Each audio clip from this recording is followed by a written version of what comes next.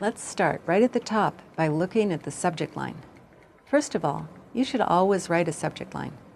Although we've all sent emails without a subject line, making this part of your final check before hitting send should help you avoid this mistake. Actually, it's a good idea to write the subject line before you write the email. That way you'll never forget. When you check your inbox, although you might look at the name of the sender, you'll also look at the subject line. This will tell you what the email is about and help you decide whether you'll open it.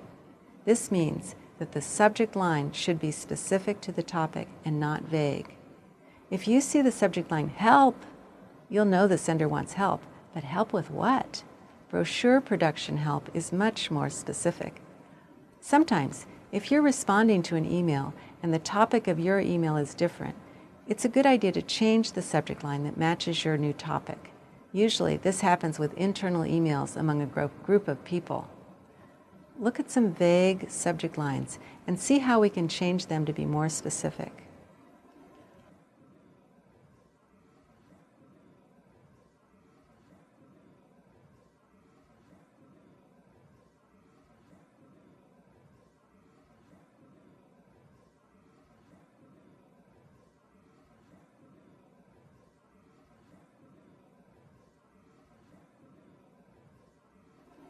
Another guideline is that the subject line should not be too long.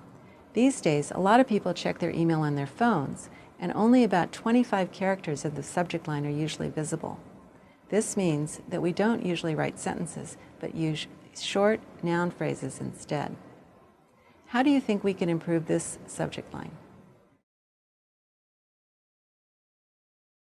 Did you notice that we took out the verb, pronoun, and the article the? Actually, we can make this subject line better. It's a good idea to put the most important word first, so let's see what happens. Did you notice that by changing the order, we also took out two prepositions, so we made the subject line even shorter?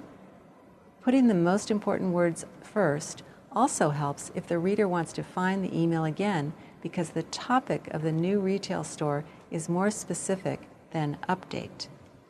There are just a couple of things about style that are important. First, make sure that you capitalize the first word in the subject line.